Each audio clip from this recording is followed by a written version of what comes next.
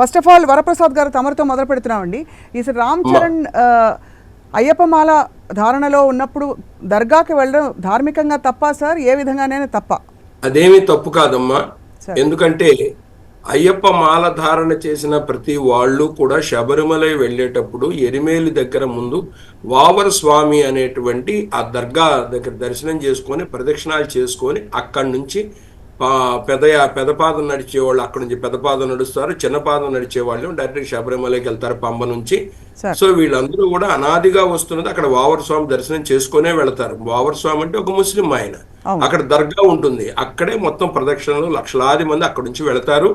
అయితే అయ్యప్ప మాల వేసినటువంటి ప్రతి వాళ్ళు తప్పనిసరిగా అక్కడ వావర స్వామి దర్శనం చేసుకునే వెళతారమ్మా. వితౌట్ దట్ ఎవరు వెళ్ళరు. పైగా ఇప్పుడు ఈయన దర్గాకి వెళ్ళారన్నారు అయ్యప్ప స్వామి మాలలో ఉండి స్వామి దర్శనానికి వెళ్ళే వాళ్ళే అక్కడ దర్గాకి వెళుతున్నప్పుడు ఈయన ఇక్కడ కడప దర్గా విజిట్ చేయడంలో తప్పే ఉందమ్మా. ఏమి తప్పు లేదు, నాకు తెలిసి there is no wrong. Sir ఆయన బయటకు వచ్చిన తర్వాత నాకు ఆశీస్సులు కావాలి, అల్లా ఆశీస్సులు ఉండాలని చెప్పినట్టుగా కొంతమంది సినీ జర్నలిస్టులు కూడా అంటున్నారు. బహుశా అలా అంటే కూడా ఉద్దేశం అంతా అంటే సనాతన ధర్మ పరిధిలో కూడా ఏ విధంగా అర్థం చేసుకోవచ్చు? అమ్మా ఇక్కడ ఒక్క మాట అమ్మా, మన భారతదేశ సంస్కృతి ఏంటంటే భిన్నత్వంలో ఏకత్వం అనేటువంటిది ఒకటి ఉంది. తర్వాత ఇంకొకటి ఏంటంటే సర్వమత సామరస్యము సర్వమానవ సౌభ్రాతృత్వము అనేది కూడా మన దగ్గరే ఉంది.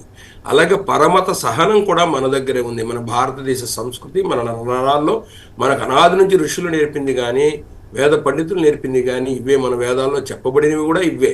సార్ ఇప్పుడు ప్రస్తుతం జరుగుతున్న మరొక వివాదం వరప్రసాద్ గారు, సినిమా ఇండస్ట్రీలో అందరూ చర్చించుకుంటున్న విషయం ఏఆర్ రెహమాన్ గారి అంటే విడాకులు అనే ఒక అంశం కూడా తీవ్రంగా ఇప్పుడు చర్చనీయాంశం అవుతుంది, మనకు తెలుసు ఆ విషయం.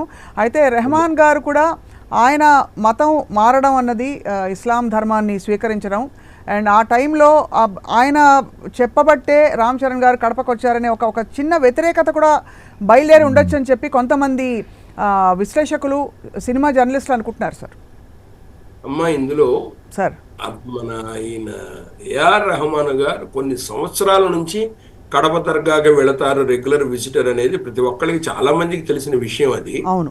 తర్వాత చాలా ఆ దర్గాకు కూడా ఆయన చాలా సర్వీస్ చేశాడు, రకరకాల డొనేషన్ రూపంలో కానీ ఇవన్నీ. ఎందుకంటే అతను ఒక విశ్వాసం, ఎప్పుడైతే మొట్టమొదటిసారిగా అతను కడప దర్గాకి విజిట్ చేశాడో అక్కడ నుంచి అతని జీవితం బాగుంది, సక్సెస్ఫుల్ గా మ్యూజిక్ కంపోజర్ అయ్యాడు అనేటువంటి ఒక విశ్వాసం ఉంది అతనికి. దాంతో ఆయన రెగ్యులర్ గా అక్కడికి విజిటర్ అని అందరికీ తెలిసిన విషయమే. ఇకపోతే కడప దర్గా బాగుంటుంది అని మరి ఆయన ఎవరికి రామ్ చరణ్ గారికి చెప్పారనేది ఆయన చెప్పారో చెప్పలేదో మనకు తెలియదు కదా, అది వివాదం అని మీరే అంటున్నారు. ఒకవేళ సపోజ్ నాకు బాగుంది బ్రదర్ ఒకసారి మీరు కూడా ఓ విజిట్ చేయొచ్చు కదా అని చెప్పినా దాంట్లో తప్పేమి లేదు. What is wrong in it?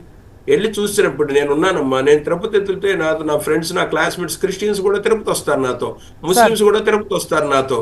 It doesn't mean వాళ్ళు ఏదో మతం మార్చుకున్నట్టు కాదు కదా. Right sir. అంటే ఇప్పుడు ప్రస్తుతం మరి ఈ వివాదంలో చిక్కుకున్న హీరో రామ్ చరణ్ పై ఇది బైండింగ్గా ఉండదని అనుకోవాలా సార్? అంటే ఈయన క్షమాపణ మాల తీసేసిన అనంతరం క్షమాపణ చెప్పాలని చెప్పి వెంటనే అది లేదమ్మా. ఎందుకనంటే ఇప్పుడు మీరు అది చూసినట్లయితే ఇప్పుడు ఆ వ్యాఖ్యలు పెట్టమన్నారు కాబట్టి అది చూసిన తర్వాత దాని గురించి ఆలోచిద్దాము. అతను దైవ సంబంధంగా ఒక పిలిగ్రిమేజ్ భాగంగా తను మాల్లో ఉండి ఎలాగో కడప విజిట్ చేయడంలో దాంతో నథింగ్ రాంగ్ ఇన్ ఇట్, తప్పేం కాదు అది. ఇప్పుడు రంజాన్ టైంలో ఓల్డ్ సిటీలో కొంతమంది ముస్లిమ్స్ నన్ను పిలుస్తారు, నేను వెళ్తాను, అక్కడే చక్కగా ఆసనం వేసి కూర్చోబెడతారు, అన్నదానం అంతా నాన్ వెజిటేరియన్ తో చేస్తారు, నాతో మాత్రం వెజిటేరియనే తింటారు వాళ్ళు. అది గౌరవం, వాళ్ళు ఇచ్చే గౌరవం. అదే సార్. సో అయితే లేదు.